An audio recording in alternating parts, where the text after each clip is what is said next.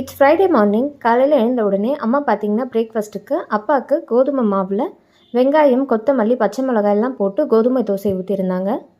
நான் மார்னிங் பிரேக்ஃபாஸ்ட்டுக்கு இட்லி, கோதுமை தோசை, பைத்தம்பருப்பு சாம்பார் சாப்பிட்டுருந்தேன்.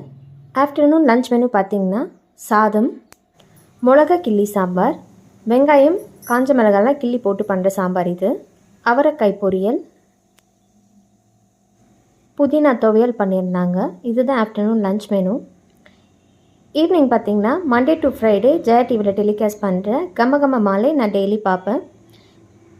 இந்த மாதிரி ஏதாவது குக்கிங் ஷோ பார்த்துட்டு நீங்கள் ஏதாவது ரெசிபிஸ் ட்ரை பண்ணியிருக்கீங்களான்னு கமெண்ட் செக்ஷனில் ஷேர் பண்ணுங்கள். மறுநாளைக்கு 2வது சனி கும்பிடணுன்றதுக்காக நைட்டே வெஜிடபிள்ஸ்லாம் கட் பண்ணி வச்சாச்சு. கொத்தவரைக்காய் நல்லா பொடியாக கட் பண்ணி வச்சுட்டு கீரைலாம் உருவி வச்சாச்சு. நைட்டு டின்னர் மெனு பார்த்திங்கன்னா தோசை வித் கார சட்னி. எப்பவுமே எனக்கு தோசை இட்லிக்கு